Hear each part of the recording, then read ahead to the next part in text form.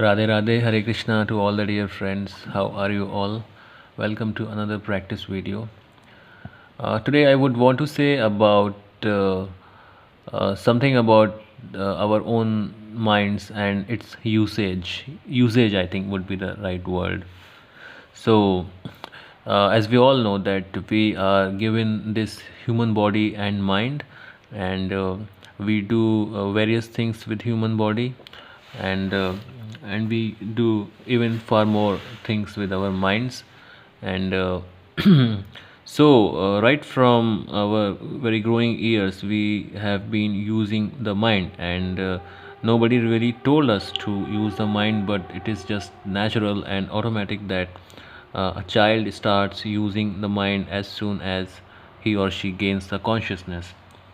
And as we grow up, we are given this task of schoolwork and studies, and our mind becomes engaged in those kind of works. While we play or we do any activity, we use the mind.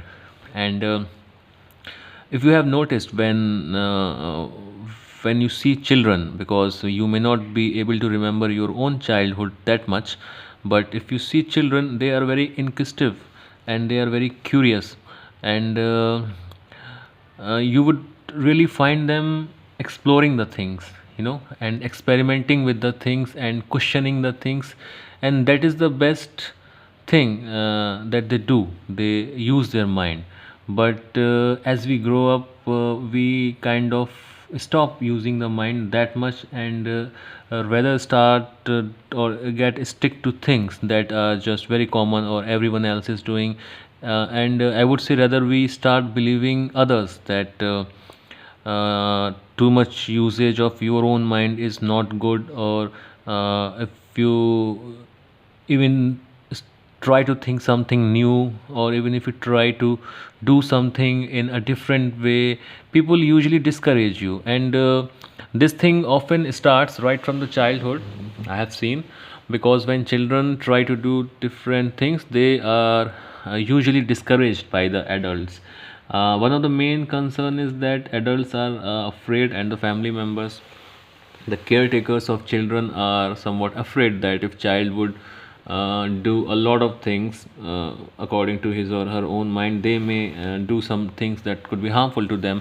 For example, children are really very busy in experimenting all kind of things, and some of those things could be really harmful and dangerous to children. So with that respect, I can say that adults have a right intention, that they want the safety of the child, but adults should also understand that if they will restrict the child completely from using his or her own mind, they are only doing harm to the child, because only by using the mind the child grows. And if you will just make it kind of protocol or rule that they are not allowed to do things on their own, and they are totally restricted to experiment with things, then the child, he or she will simply kind of struggle with the development of their mind. And as we grow up, we really find that the real success or progress is achieved by only those people who are really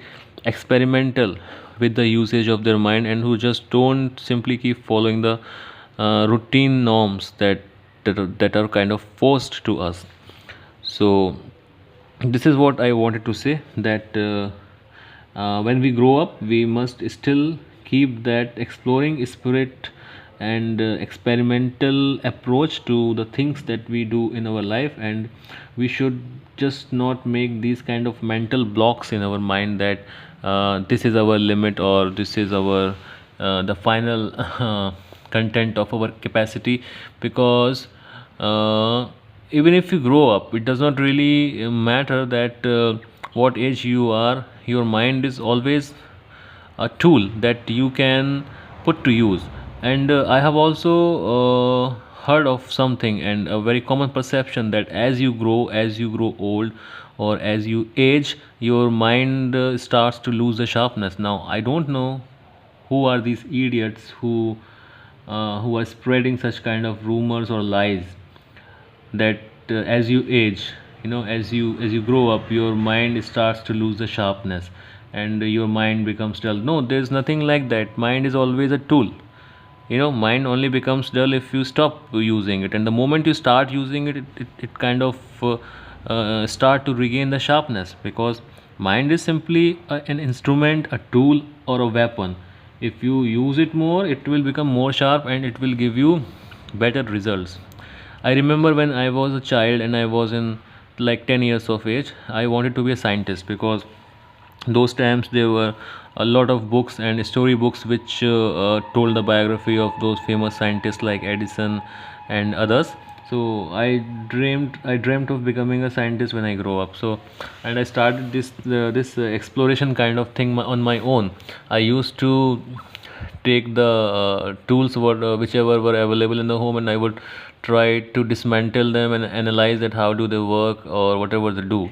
But with this school thing and everything, that kind of exploring spirit just lost somewhere, and I just forgot that the very basic tendency of my mind is to explore things, experiment things, and then to make something out of the knowledge that I gain through this analysis and the exploration.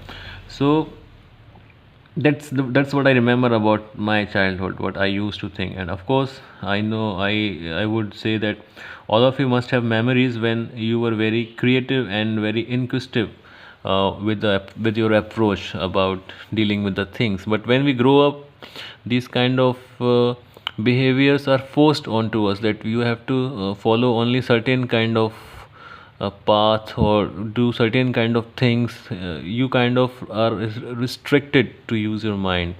So I would only say that now we should realize that, and we should actually think about it, that the mind is there to be used, and whatever situations in life you come across, and it is not necessary that you must be some very high positioned policy maker or some high positioned administrative officer or a scientist, and then only you are allowed to use the mind. In day to day challenges, in day to day life situations, or even very simpler kind of tasks that we usually depend on others, we can be using the mind.